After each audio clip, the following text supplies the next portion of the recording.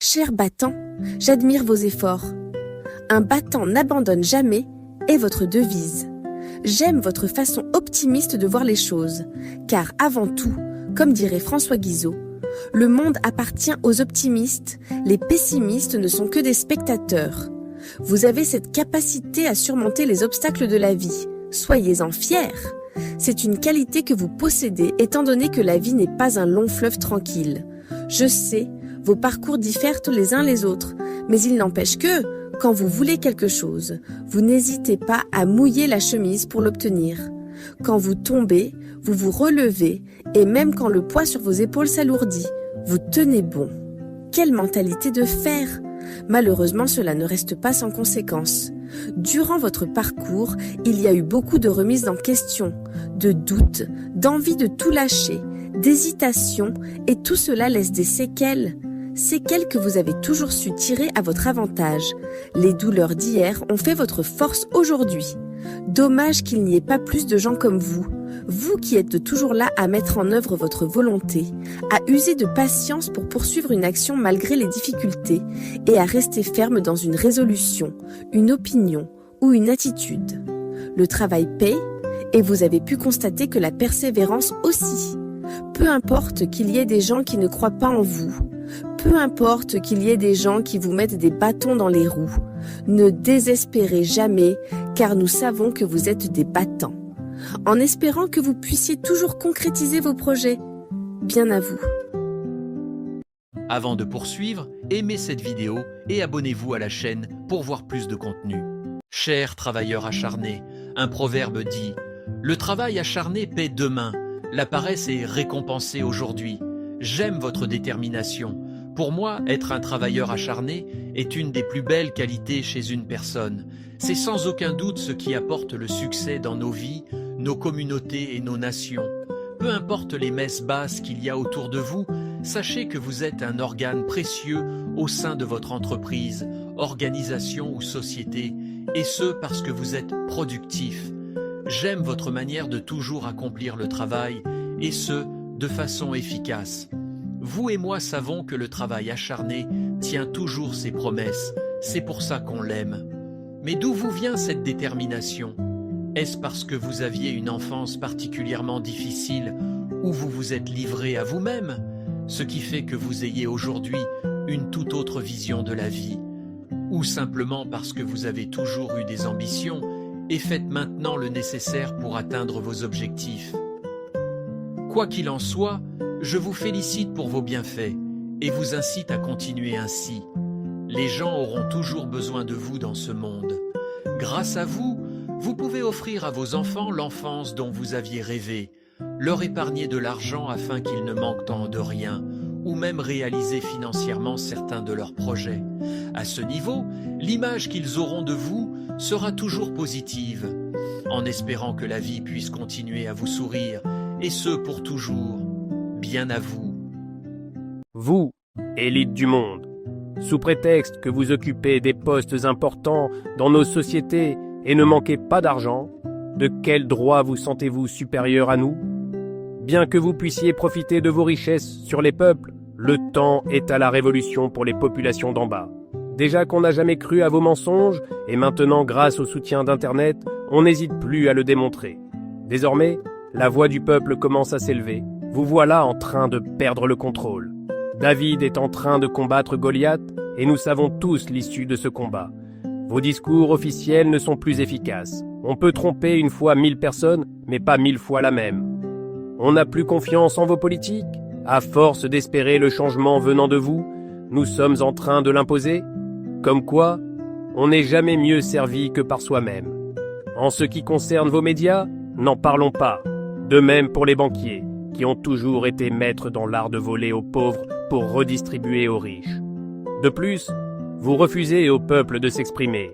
Pourquoi les soldats qui sortent d'une guerre ne peuvent librement et publiquement s'exprimer à propos du traumatisme qu'ils ont vécu?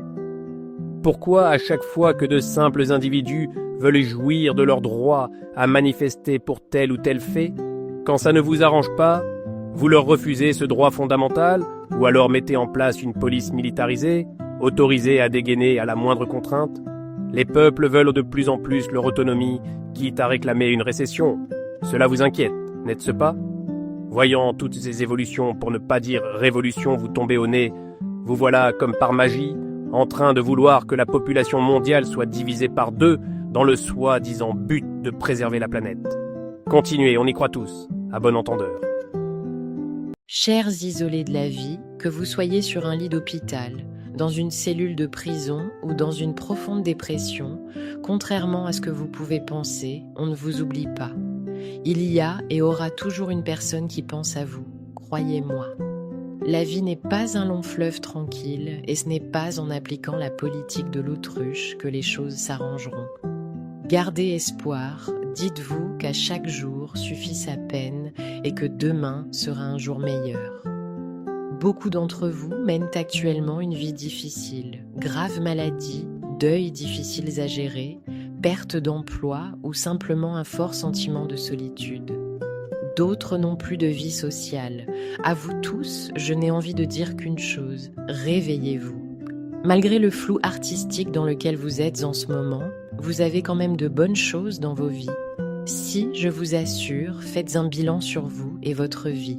Vous avez une famille, des gens qui vous apprécient, une femme ou un homme qui attend que vous rebondissiez. Apprenez à apprécier les choses que vous avez déjà et vous en posséderez de meilleures. La vie est bien trop courte pour la gâcher, alors ressaisissez-vous. Vous avez eu la chance de naître en vie, alors profitez-en et allez de l'avant. Accomplissez vos rêves, minces, et surtout, mettez-y beaucoup d'enthousiasme.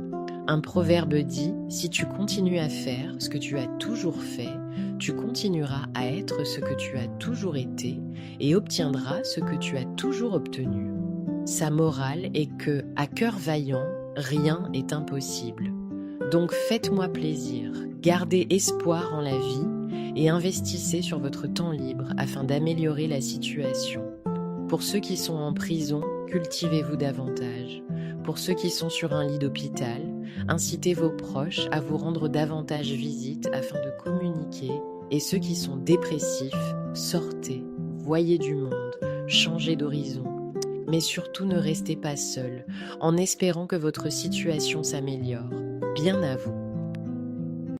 Chers mariés, je vous adresse mes félicitations pour cette union légitime et meilleurs vœux pour cette vie conjugale qui prend un tout nouveau début.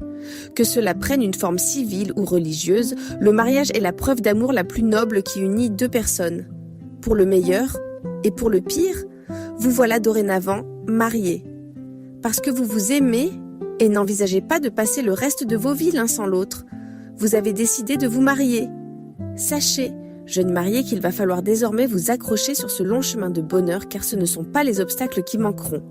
Dans cette destination, vous pouvez être sûr que vous aurez des coups durs à traverser. Pour rien au monde, vous ne devez vous éloigner. La priorité est de toujours prendre en compte le bonheur de l'autre dans tous vos choix. Les épreuves de la vie vous feront douter l'un l'autre, vous attristeront, vous affaibliront et la tentation vous guettera toujours d'un œil sournois. Mais il est nécessaire de toujours se relever. Quand une personne vous accorde une place dans sa vie, il est important de l'apprécier à sa juste valeur, chose que vous avez su faire jusqu'à présent. Continuez ainsi. Vous savez, dans la vie amoureuse, il y a ceux et celles qui se satisfont que d'une personne, puis il y a les autres. Vous avez décidé d'être des premiers. Les gens changent avec le temps, tant au niveau mental que physique. L'essentiel est de toujours rester désirable aux yeux de l'être aimé. Surtout n'hésitez pas à toujours remettre en question votre union dans l'unique but de la faire prospérer. Sachez une dernière chose, l'amour ne disparaît pas tant qu'on ne l'a pas vraiment souhaité. Il s'entretient de jour en jour, en espérant le vôtre éternel. Bien à vous. Vous, briseurs de couple, un proverbe africain dit « L'une des plus grandes douleurs est d'aimer une personne que tu ne peux pas avoir. » Cette phrase est la plus détestée des briseurs de couple. Pourquoi vous acharnez-vous à vouloir séduire une personne en couple? Quelle est votre réelle motivation? Est-ce seulement physique, étant donné qu'on désire ce qu'on ne possède, ou est-ce plus poussé que ça? Saisissez-vous l'importance des conséquences que cela peut engendrer si vous parvenez à vos fins. Voilà toutes les questions qu'on se pose pour essayer de vous comprendre. De toutes les merveilleuses beautés qui peuplent ce monde, il vous faut faire une fixation sur celles qui ne sont pas disponibles. Et quand vous parvenez à vos fins, vous jubilez. Montrez toutes vos dents comme si vous veniez de détenir un trophée. C'est quoi la suite? Quand est-ce que vous comprendrez qu'il n'y a rien à gagner à vouloir séduire une personne en couple, et ce, même si elle est dans une phase compliquée? Ça ne sert à rien. Et puis, si ça fonctionne, et qu'après vous voulez faire les choses bien avec elle, qu'est-ce qui vous garantit qu'elle ne vous fera pas la même chose?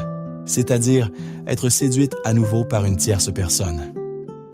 Au lieu de ne penser qu'à vous à un instant T, réfléchissez sur le long terme et ayez du sens. En agissant comme vous le faites, n'oubliez pas les conséquences de vos actes. Séparation, mariage rompu, famille brisée, projets communs volatilisés ou même dépression dans certains cas. On devine que vous n'aimerez pas qu'il vous arrive la même chose. Alors pourquoi vous le faites? Pourquoi vous faites aux gens ce que vous n'aimerez pas qu'on vous fasse? En espérant que vous prendrez le temps de méditer sur ces mots. À bon entendeur. Vous, michetonneuse, qui mettez en avant les atouts dont Mère Nature vous a doté, dans l'unique but de séduire une catégorie d'hommes pour en tirer le meilleur parti financier, recevoir de l'argent et des cadeaux, honte à vous. Heureusement que la nature fait bien les choses, et vous rappellera à l'ordre tôt ou tard. Voyant que la chair est faible et que les hommes en sont sensibles, vous jouez de vos charmes à tort et à travers pour les faire succomber, dans le but de profiter de leur situation, de préférence financière. Quelle légèreté d'esprit!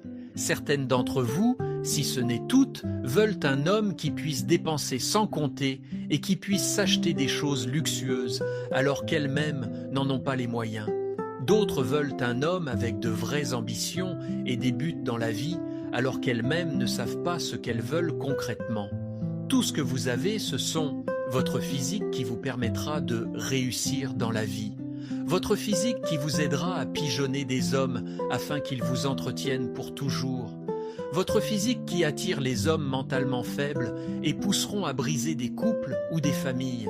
Quand je pense que des millions de femmes à travers le monde se sont battues et se battent encore pour l'émancipation des femmes et pour l'égalité des sexes, comment osez-vous continuer à vous comporter ainsi, reflétant ainsi l'image de femmes faciles et surtout de femmes objets? La vérité, certaines d'entre vous méritent tant des claques. Au lieu de ne miser que sur votre physique, je suis persuadé que nombre d'entre vous ont la capacité de faire de brillantes études et aspirent à une autre vie. Croyez-moi, je doute fort que l'on vieillisse avec ce genre de mentalité. Tôt ou tard, viendra une profonde remise en question. Pour celles qui seront avec la poule aux œufs d'or, en mettant en avant leur physique au départ, cette dernière s'en lassera avec le temps, et à ce moment-là, vous vous rendrez compte qu'il aurait fallu avoir plusieurs cartes sous sa manche. À bon entendeur. Cher complexé, vous qui ne vous sentez pas bien dans votre peau pour différentes raisons, sentiment d'infériorité, timidité, manque de confiance en soi, et ce au niveau physique, psychique ou social, je vous en conjure, cessez d'avoir une image déformée de vous-même. Que vos complexes apparaissent dans un environnement familial ou social dû à la pression des médias pour le culte de l'apparence, qui ne fait qu'accroître ce sentiment d'infériorité, sachez que vous êtes très bien comme vous êtes. Restez tel que vous êtes, car après tout, nous sommes tous des humains, avec nos qualités et surtout nos imperfections.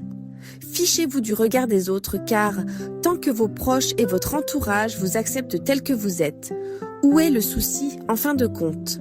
Bien sûr, il est humain d'avoir des complexes. L'imperfection même est humaine. Ce qui compte est de pouvoir vivre avec et surtout les accepter, ou du moins alléger ses défauts dans une mentalité sereine. Lorsque vous accordez trop d'importance à un complexe, vous vous repliez sur vous-même et vous persuadez que cette imperfection est la cause de tous vos échecs. C'est mauvais de penser comme ça, vous pouvez vite sombrer dans la dépression. Autorisez-vous à être imparfait, arrêtez de vouloir absolument plaire à tout le monde et surtout, transformez vos différences en atouts, cela vous rendra meilleur. Épanouissez-vous dans ce que vous faites de bien et quand vous vous miroitez, voyez-vous en tant qu'individu avant toute autre chose et non en tant qu'objet à retoucher. En espérant que tous vos complexes fassent désormais partie du passé. Bien à vous.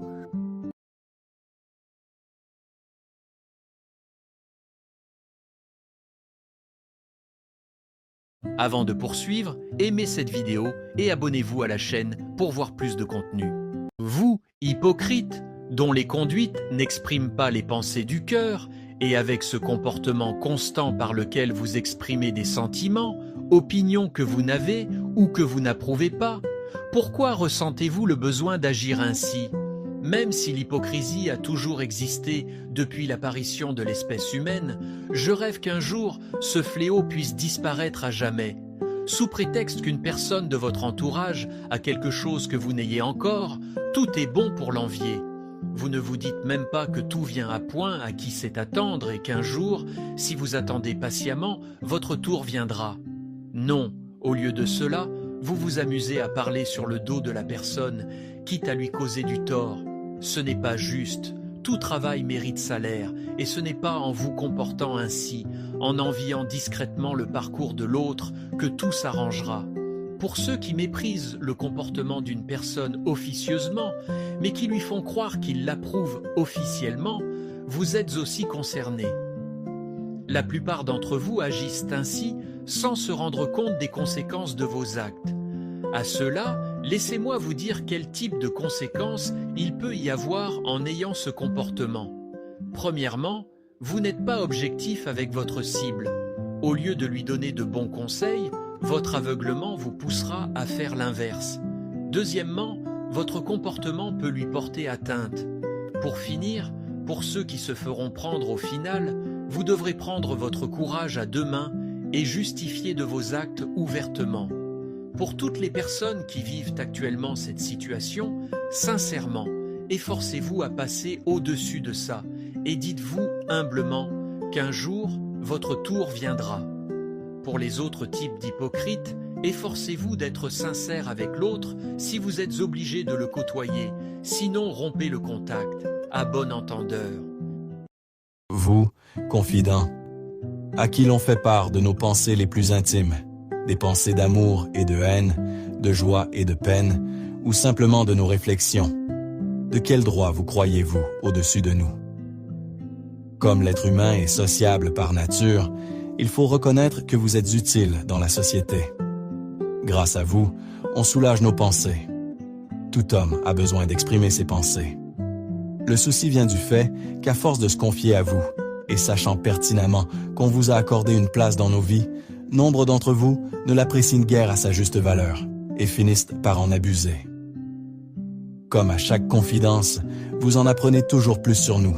Beaucoup d'entre vous sont amenés à menacer de révéler nos secrets, et ce en passant par la manipulation, abus de faiblesse, chantage, menaces, pression psychologique, et j'en passe. Dire qu'on vous faisait assez confiance pour s'adresser à vous, il faut croire que non. Un exemple, une petite amie qui ose enfin vous parler de son passé dont elle a honte. Quand tout va bien dans le couple, vous compatissez et l'encouragez à avancer dans la vie. Mais une fois que le couple n'existe plus, on se demande où est passée cette compassion. De même avec une personne en couple, à qui vous faites croire que vous êtes son ami, ouais, et écoutez avec passion ses confidences, mais quand celle-ci rencontre des difficultés dans son couple, au lieu de réellement l'épauler, vous passez la seconde vitesse et jouez avec ses émotions pour obtenir ce que vous avez toujours voulu, elle. Sachez que si vous êtes ce genre de confident qui sème le vent, récolte la tempête, vous n'en serez pas épargné, cordialement. Chers boucs émissaires, à qui l'on fait endosser injustement une responsabilité ou une faute pour laquelle vous êtes totalement ou partiellement innocent, vous avez ma compassion.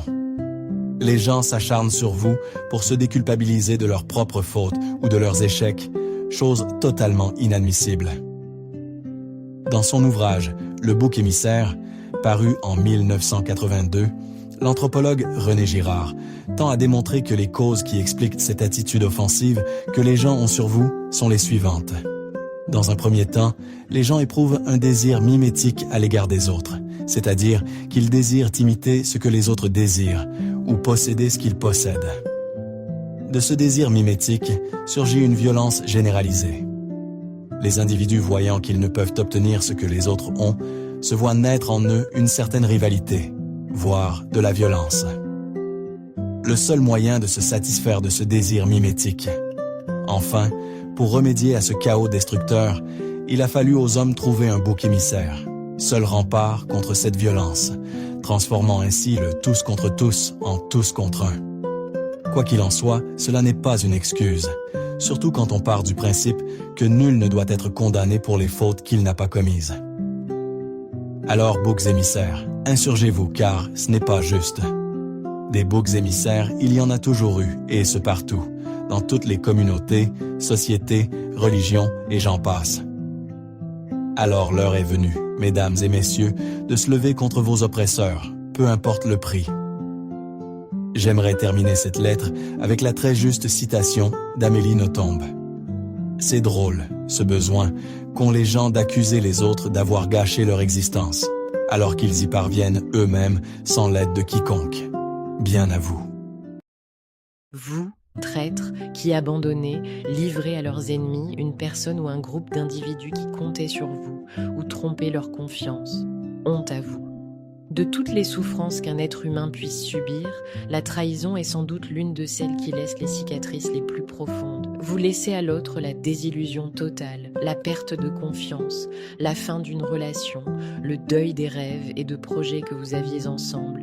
De plus, il y a un impact négatif que cette trahison aura sur son estime de soi.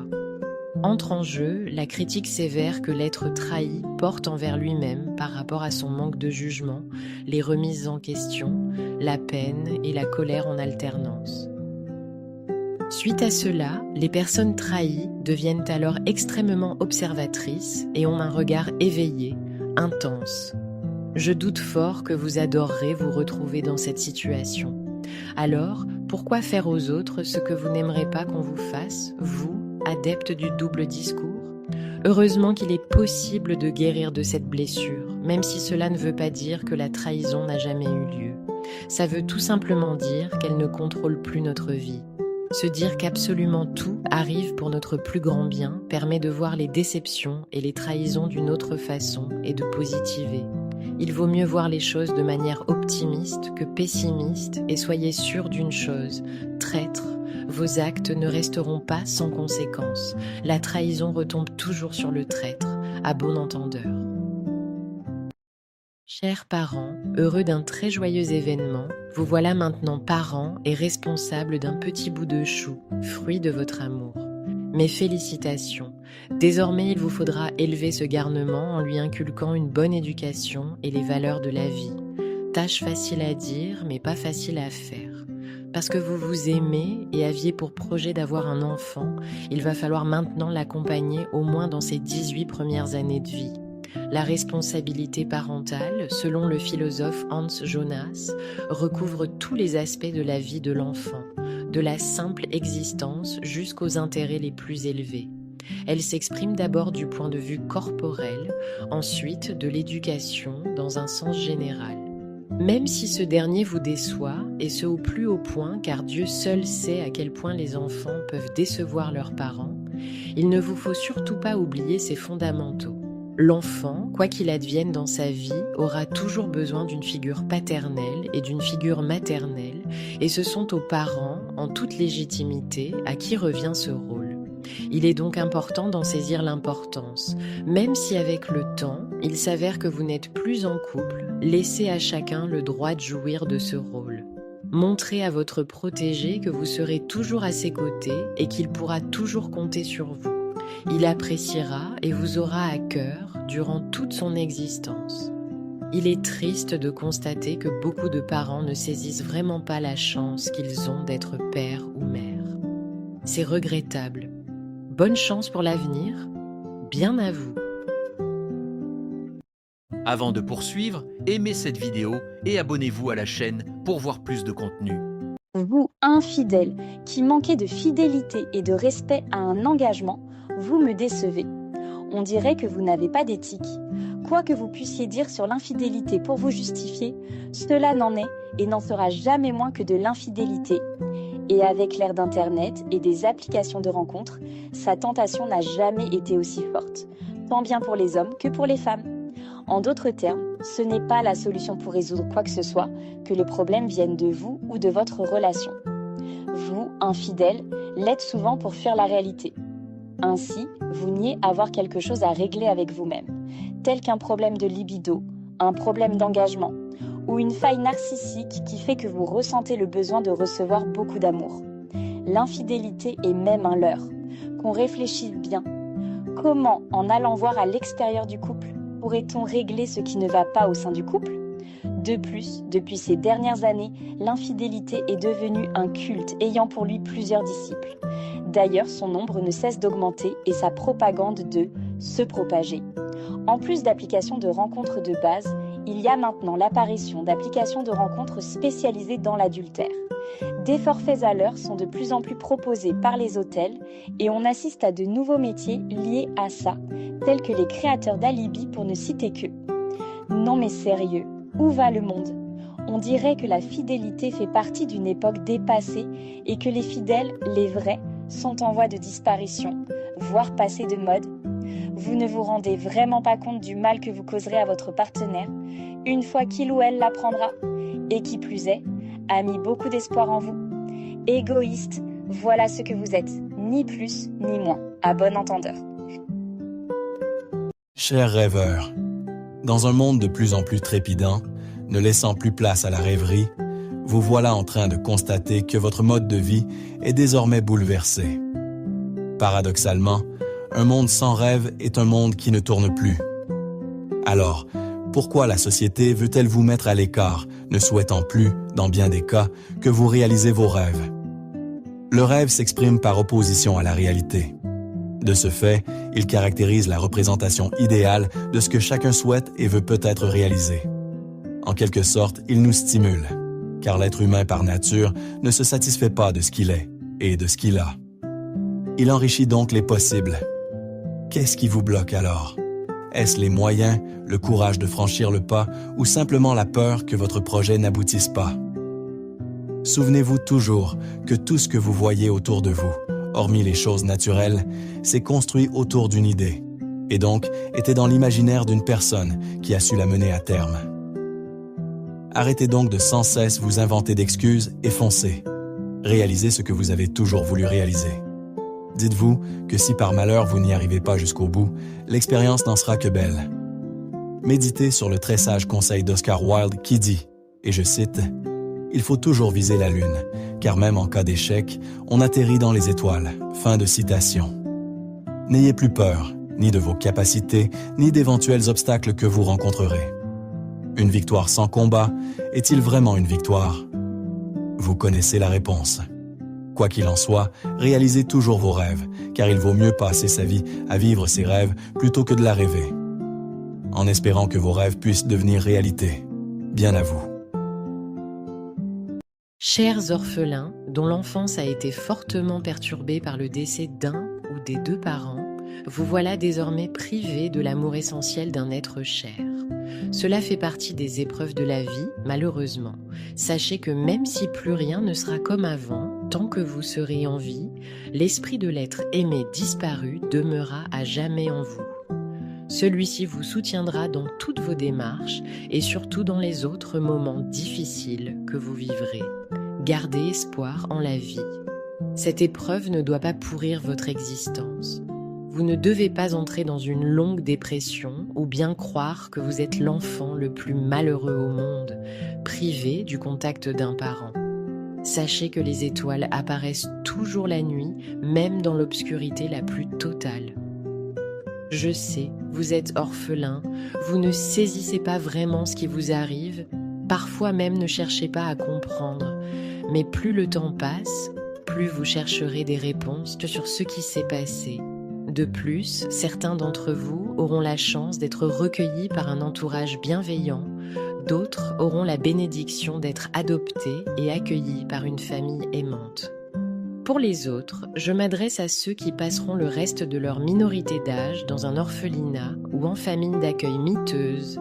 Je vous en conjure, gardez foi en la vie et persévérez afin que vous puissiez vous en sortir. Les épreuves laissent des séquelles et elles feront votre force dans ce bout de chemin qu'on appelle la vie. avec tout mon soutien. Bien à vous. Vous, jaloux, dont le sentiment est fondé sur le désir de posséder la personne aimée et sur la crainte de la perdre au profit d'un rival, et qui plus est, avez un dépit envieux ressenti à la vue des avantages d'autrui, ne paniquez pas de la nouveauté qui s'immisce dans votre relation aux autres. Qu'elle naisse d'une relation amoureuse, amicale, personnelle ou professionnelle, la jalousie peut prendre différentes formes, mais est rarement sans objet. Dans bien des cas, vous en connaissez la raison. Quel que soit son niveau, cela révèle un malaise et il est important de le corriger. Vous les jaloux, êtes dans un état d'esprit où vous éprouvez des difficultés à gérer vos émotions et de ce fait, vous pousse dans une situation de rivalité plus ou moins consciente, ou encore, une attitude de possessivité. Cette jalousie peut être causée par des expériences déjà vécues, des pensées, des perceptions, des souvenirs, mais aussi l'imagination ou les interrogations. Comme à chaque grandeur sa mesure, elle peut aussi être un stimulus non négligeable dans certains types de relations, si toutefois elle survient à petite dose. Pour cela, elle doit pouvoir s'exprimer de façon positive et constructive pour qu'elle nous permette d'avancer et de nous améliorer. Dans le cas contraire, il faut que vous sortiez de cet état. Pour ce faire, il n'y a pas de secret. Dans un premier temps, reconnaissez et admettez que vous êtes jaloux. Ensuite, recherchez depuis quand vous l'êtes, avec quelle personne vous l'avez été et dans quelles circonstances. Cela vous permettra de comprendre que ce sentiment n'est pas seulement lié à votre relation actuelle, mais habite en vous depuis longtemps. Puis, reprenez confiance en vous et surtout, arrêtez de vous comparer aux autres. Dites-vous que chacun est unique, avec ses talents et ses qualités, y compris vous. Comme le dit si bien Edmé Pierre Chauveau de Beauchesne, la jalousie décèle toujours un côté inférieur, quelle que soit la supériorité que l'on puisse avoir. À bon entendeur.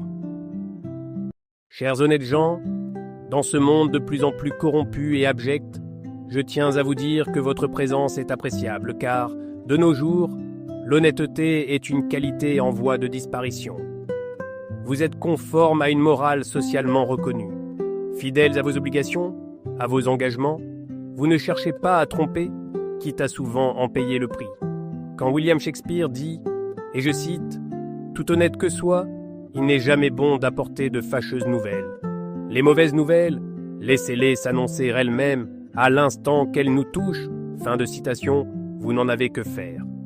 Même s'il est vrai que vous vous exprimez plus librement dans les pays dits démocratiques, beaucoup d'entre vous, malheureusement, sont stigmatisés dans les régimes totalitaires, car les dirigeants de ces régimes vous soustraient de ce droit fondamental qu'est la liberté d'expression.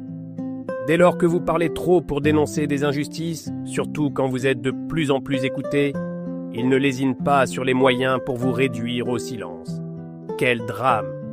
Malgré les différentes formes d'oppression que vous pouvez subir, tenez bon, nous sommes nombreux à vous soutenir. Comme Benjamin de Lesser le souligne, la compagnie des honnêtes gens est un trésor. Beaucoup diront que toute vérité n'est pas bonne à dire. À cela, je leur répondrai que le mensonge n'a qu'une jambe, la vérité en a deux. S'ils mentent, un jour ils tomberont, en espérant que vous puissiez servir d'exemple à tous ceux qui manquent de vertu. Bien à vous. Vous, ambitieux, qui éprouvez le désir ardent de gloire, d'honneur et de réussite sociale, ou simplement de posséder quelque chose, de parvenir à faire quelque chose, votre détermination nous impressionne. De nos jours, l'ambition a mauvaise presse, du fait que trop de personnes qui sont en train de satisfaire leurs désirs, négligeant bien trop souvent les gens qui les ont permis d'en arriver où elles en sont. De plus, l'histoire tend à démontrer que l'ambition démesurée des uns avait, à bien des égards, causé le malheur des autres. Mais une ambition saine, qui permet la réalisation de soi, est un excellent moteur pour tout humain. Ainsi, les ambitieux dotés de cet esprit sont à même de prendre en main leur vie de manière responsable, dynamique et optimiste, et de mieux surmonter les obstacles. Si vous êtes prêt à tout pour réussir, y compris à écraser les autres sans remords, arrêtez de vous appeler ambitieux. Ce que vous nourrissez, ce n'est pas l'ambition, c'est l'orgueil. Vous ne cherchez pas à vous dépasser, vous cherchez à paraître, à impressionner, à briller dans le regard des autres. Votre moteur, ce n'est pas le progrès, c'est l'ego. Alors posez-vous une vraie question. Est-ce que vous avancez parce que vous croyez en vous ou juste pour prouver quelque chose aux autres?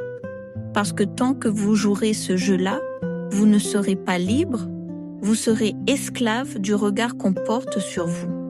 À vous, il faut que vous sachiez que l'ambition doit servir à donner du sens à notre vie, à atteindre une harmonie entre ce qu'on est et ce qu'on fait. De même, elle peut donner une direction à notre existence.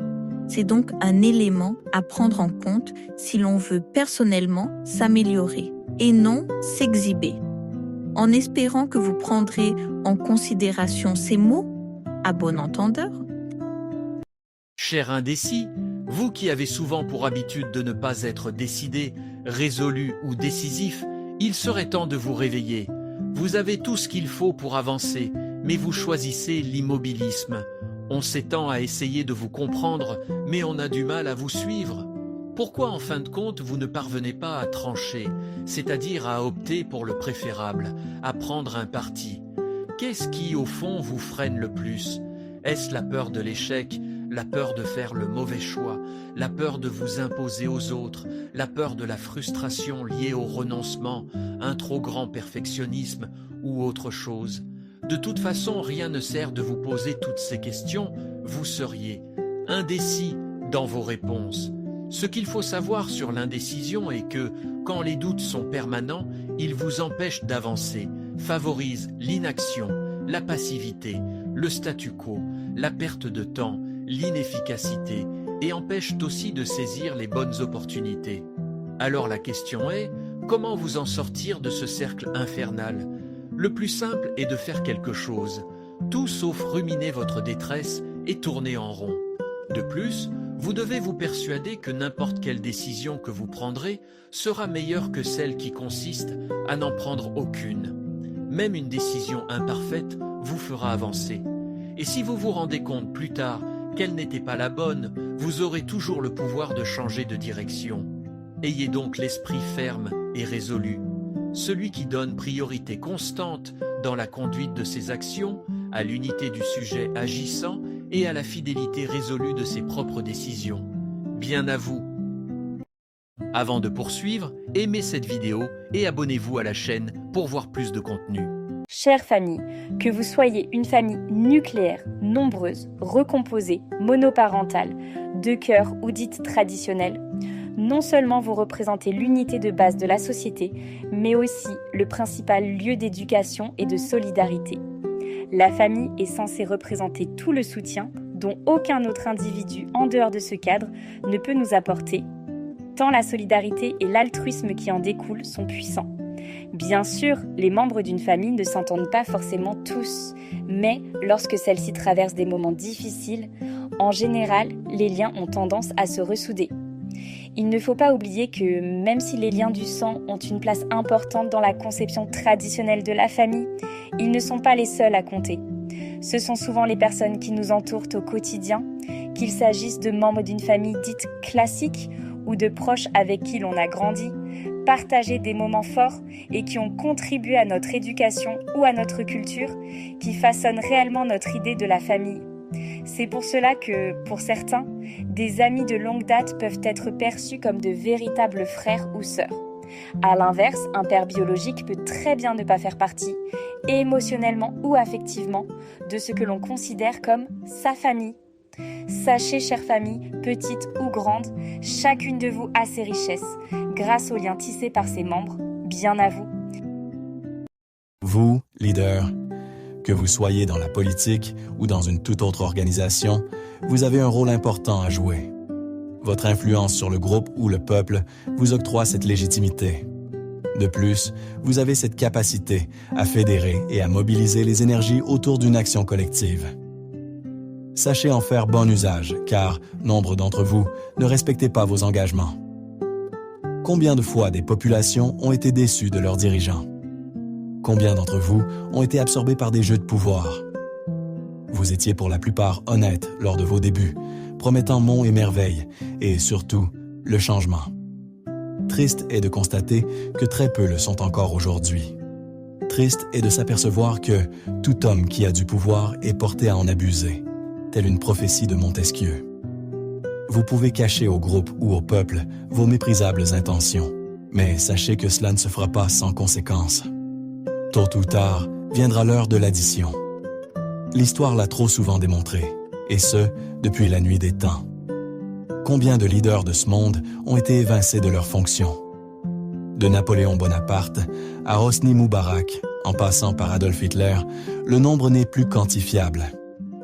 Une fois que vous accédez au pouvoir et que l'euphorie commence à vous enivrer, il est nécessaire de vous rappeler de vos fondamentaux. C'est pourquoi vous vous êtes battu pour en arriver à cette position. Si vos causes sont louables, peut-être qu'avec toutes ces interrogations, vous pourrez vous retrouver. Et ainsi, mieux avancer en faisant des choix meilleurs pour le bien du groupe ou du peuple. À défaut d'avoir confiance en vous, les membres indignés pourraient vous ostraciser. Qui ne peut rien pour lui-même ne peut rien pour les autres. Cordialement. Chères prostituées, que vous soyez escort girl, gigolo, poule de luxe, prostituée, de profession ou occasionnelle, et que cela ait été un choix, une nécessité ou une contrainte, sachez que je vous porte dans mon cœur. Cela ne doit pas être chose facile, tant physiologiquement que psychiquement. Le plus vieux métier du monde est un marché qui génère plus de 100 milliards d'euros. Transaction qui s'effectuait directement, main dans la main. Avec le client autrefois, la prostitution est désormais invisible ou déguisée.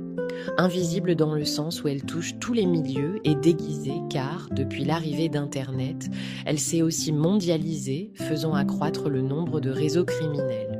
Aujourd'hui, on sait que 3/4 des prostituées le sont par nécessité et surtout par contrainte. Très peu d'entre vous ont souhaité l'être dans leur vie. Cela représente une véritable problématique pour toutes les autorités responsables du sol sur lequel vous exercez, car votre activité va de pair avec la traite des êtres humains, qui, elle, est une atteinte aux droits de l'homme. On entend traite des êtres humains le fait de recruter, transporter, transférer, héberger ou accueillir une personne en ayant recours à la force, à la contrainte, à la tromperie ou à d'autres moyens en vue de l'exploiter. D'après la Déclaration universelle des droits de l'homme, tout individu a droit à la vie, à la liberté et à la sûreté de sa personne. Cela reste aussi applicable pour une prostituée, bien à vous. Vous, ingrat, qui manquez de reconnaissance pour un bienfait reçu, vous me mettez hors de moi. Êtes-vous au courant à quel point l'ingratitude peut blesser? À voir votre comportement, on dirait que non. À croire que toutes les personnes que vous avez côtoyées dans votre existence vous ont toujours été reconnaissantes. Bande de mégalomanes qui ne pensaient qu'à vous. Sachez que si vous continuez à vous comporter de la sorte, les gens qui vous entourent finiront par couper les ponts et vous finirez seul dans vos vies, rien que vous pour vous suffire. Bien sûr, cela ne changera pas de d'habitude. N'empêche que là, vous serez brutalement confronté à la réalité. Vous vous rendrez compte que dans la vie, rien ne nous est acquis et surtout que nous sommes tous nés égaux. Si vous n'appréciez pas la chance que vous avez dans le présent, vous finirez par l'apprécier dans le futur. Malheureusement, vous n'aurez plus que vos yeux pour pleurer. Ainsi, il vous sera plus facile de prendre en considération l'aide et le soutien des autres. De nos jours, avec l'évolution des mœurs, l'ingratitude est devenue monnaie courante. Les enfants ne saisissent plus l'importance des bonnes valeurs que leurs parents les ont inculquées, surtout passé un certain âge. Les gens en couple ne saisissent plus les petites attentions de leur partenaire. Le besoin de reconnaissance fait partie de la condition humaine. Il est le garant de bonnes relations humaines. Non pas que l'on veuille sans cesse faire les choses par intérêt, mais simplement parce qu'on éprouve le désir de faire plaisir à l'autre en espérant que celui-ci s'en aperçoive. Alors, soyez plus réceptifs aux bonnes intentions que les gens vous portent et montrez-leur de la gratitude. Ils en seraient ravis, croyez-moi. À bon entendeur. Chers amis, comment vous dire à quel point vous représentez beaucoup dans nos vies? Vous avez toujours été là à partager nos joies et nos peines, à nous donner de véritables conseils pour nous faire progresser dans ce monde, et surtout à nous soutenir. L'ami est le témoin du vécu d'un homme, et plus encore, un vrai ami n'est pas celui qui vous aide à sortir de la merde, mais est celui qui vous empêche d'y être. Que nous nous soyons connus depuis la jeunesse ou simplement dans un concours de circonstances, nous avons décidé dès ces instants, voyant que le feeling passe naturellement, de rester en contact. Cette forme de relation, à l'instar de l'amour, peut s'estomper avec le temps et doit par conséquent s'entretenir. Si un réel ami, en esprit et en cœur, nous est bénéfique, prenez garde d'un ami qui s'intéresse à vous que par intérêt, ou pire, vous veut du mal. La moitié d'un ami reste la moitié d'un ennemi. L'histoire nous l'a trop souvent enseigné avec le temps. Jules César et Marcus Brutus, Thomas Sankara et Blaise Compaoré, Patrice Lumumba et Mobutu Sese Seko, Malcolm X et Elijah Muhammad, et j'en passe. Combien d'amis que l'on considérait nous ont trahis pour une histoire d'hommes, de femmes, d'argent, de jalousie ou encore de renommée. Sans pour autant entrer dans la paranoïa, il est nécessaire de s'inquiéter de ses amis autant que de ses ennemis. Voltaire le dit très bien. « Mon Dieu, gardez-moi de mes amis. Quant à mes ennemis, je m'en charge. » Néanmoins, il est important de préserver ses amis et de faire attention à l'attitude qu'on a avec eux, attitude qui peut parfois blesser. Il ne faut pas oublier qu'on ne se fait pas d'amis d'enfance dans une maison de retraite. À nos amis, et ce pour la vie, bien à vous. Avant de poursuivre, aimez cette vidéo et abonnez-vous à la chaîne pour voir plus de contenu. Chers dépendants, que vous soyez dépendants aux substances illicites, aux jeux, au sexe, à l'alcool ou à d'autres formes de dépendance, il vous faut sortir de cet état pathologique. Chose bien plus facile à dire qu'à faire. Nous sommes conscients des difficultés que cela entraîne. Pour ce faire, comme toute autre maladie, cela nécessite une prise en charge spécialisée. En général, dès les premiers signes de dépendance, vous ne vous rendez pas compte dans quelle machination vous êtes, puisque les addictions entraînent une modification du fonctionnement normal du cerveau, qui se retrouve alors dépendant, passant du simple usage à l'abus, pour ensuite devenir dépendance.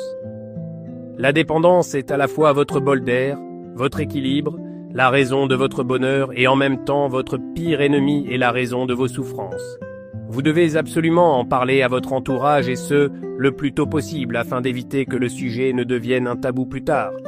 Vos proches, s'ils tiennent à vous, vous soutiendront et vous aideront dans cette épreuve particulièrement difficile, pourvu qu'ils le fassent avec tact et sans critique. Soyez aussi la seule personne à pouvoir vous donner de l'amour, dans le sens où votre bonheur ne doit pas être dépendant de quelqu'un ou de quelque chose d'autre. Enfin, chers dépendants, vous ne devez absolument pas avoir honte de ce qui vous arrive. L'essentiel étant d'accepter de recevoir de l'aide et que vous décidez de faire les efforts nécessaires pour sortir de cet état, en espérant que votre guérison soit proche. Bien à vous.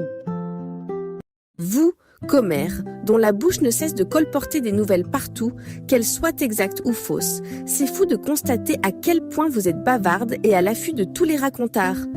Pourquoi éprouvez-vous ce besoin de parler à tort et à travers sur les autres, quitte à leur causer préjudice? Au fond, une chose est certaine. 3 facteurs motivent cette attitude. Premièrement, il y a l'envie et la jalousie. Après tout, éprouver de l'envie ou de la jalousie envers quelqu'un, c'est reconnaître son mérite. Le deuxième facteur est l'ennui. N'avez-vous jamais entendu ce dicton populaire qui dit que l'oisiveté est la mère de tous les vices? Sachez que les commérages en font partie. Enfin, il y a le manque de confiance en soi, car là où règne force intérieure et confiance en soi, disparaissent méfiance, peur et doute. De toute façon, comme on dit, les rumeurs sont créées par les jaloux, crues par des curieux et répétées par des imbéciles. Tôt ou tard, vous apprendrez qu'à chaque action sa conséquence. Donc, s'il vous plaît, arrêtez vos commérages, arrêtez de porter l'œil aux gens, surtout quand ils ne vous ont rien demandé. Comme tout le monde, vous avez une vie. Donc, recentrez-vous sur cette dernière au lieu de vous focaliser sur celle des autres, en espérant votre évolution dans le bon sens. À bon entendeur. Vous, égoïstes, qui vivez pour beaucoup dans des sociétés individualistes et ne vous préoccupez que de votre intérêt au détriment des autres, on ne vous supporte plus. Se soucier de soi est psychologiquement sain. Ce qui ne l'est pas, c'est de ne se soucier que de soi. Autant l'égoïsme dans l'enfance est compréhensible, autant une fois passé ce stade, vous craignez. On ne vous demande pas de rendre sans cesse service aux gens, ça, personne n'a pu, ne peut et ne saurait le faire. Simplement, soyez égoïste dans le bon sens, pour cesser de l'être dans le mauvais. Des études ont montré que l'égoïsme est moins présent dans les sociétés collectivistes que celles individualistes. Pourquoi, à votre avis ? Parce que dans les sociétés individualistes, les gens ont tendance à ne se soucier que d'eux-mêmes, à chouchouter leur petit moi et à cultiver leur singularité. En cas de coup dur, leur individualisme les rend plus vulnérables que ne le sont les membres des sociétés collectivistes. Ils ne peuvent alors compter que sur eux-mêmes. Les conditions de vie des sociétés collectivistes poussent leurs membres à être ouverts au partage et à l'altruisme. Et si, vous égoïstes, n'avez que faire de ces mots en espérant vous faire réfléchir, sachez que selon Louis Belmonté, l'égoïsme est une prison n'ayant que soi pour seul horizon, à bon entendeur. Chers pauvres, vous qui ne disposez pas des ressources réputées suffisantes pour vivre dignement dans une société, vous avez ma compassion. Ayant une insuffisance de ressources matérielles affectant la nourriture, l'accès à l'eau potable, les vêtements, le logement ou les conditions de vie en général, ou de ressources intangibles telles que l'accès à l'éducation, au développement personnel ou encore à l'exercice d'une activité valorisante, nul d'entre vous ne devrait vivre dans ces conditions car la pauvreté limite l'accès à vos droits fondamentaux. De plus, vous êtes confrontés à toute une palette d'inégalités qui se renforcent les unes sur les autres. Celles-ci limitent vos possibilités à vous réaliser pleinement. Inégalités qui finissent par vous isoler de votre famille et de vos amis, vous faire perdre espoir et vous sentir impuissant et exclu. Inégalités qui vous font vivre dans un quartier dangereux où la criminalité et la violence sont élevées et où les conditions environnementales sont mauvaises. Inégalités qui finissent par vous faire exploiter ou vous mettre dans des situations illégales, vous faire être victime de discrimination, faire en sorte que vous soyez dans l'impossibilité de vous acheter des médicaments pour vous faire soigner et autres contraintes encore. Nous vivons au milieu d'une mer de pauvreté. Néanmoins, on peut réduire cette mer. Notre travail n'est qu'une goutte dans un seau, mais cette goutte est nécessaire. Cette citation de Mère Teresa résume assez bien le travail que nous devons effectuer avec les moyens qu'on dispose pour éradiquer la pauvreté dans ce monde. Chaque individu a sa part de responsabilité et c'est en se battant tous ensemble, malgré nos différences, qu'on arrivera à éliminer ce fléau. Bien à vous. Chère femme, comment vous dire à quel point vous inspirez ce monde? Que l'on soit des hommes ou des enfants, nous vous serons éternellement reconnaissants. En dehors du fait que vous nous ayez mis au monde, vous êtes l'essence même de notre destinée, notre accomplissement. Après tout, l'homme n'est qu'un individu, la femme, toute une civilisation. Ce sont pour ces principales qualités que dans beaucoup de sociétés dans l'histoire jusqu'à présent, les hommes ont toujours voulu vous protéger, vous mettant en quelque sorte sur un piédestal et voulant sans cesse que vous soyez dépendante d'eux. Beaucoup l'ont fait avec bonne intention, afin que vous ne manquiez de rien. D'autres, de manière brusque. Heureusement que les époques changent, et pour ce cas précis, vous les femmes, dans le bon sens. Certes, les mœurs évoluent plus rapidement dans certaines régions du monde que dans d'autres, mais elles évoluent quand même dans l'ensemble. Quoi qu'il en soit, vous avez toujours eu un rôle dans ce monde, celui d'être complémentaire à l'homme. Tel le yin l'est du yang, le feu l'est de l'eau, ou encore le ciel l'est de la terre.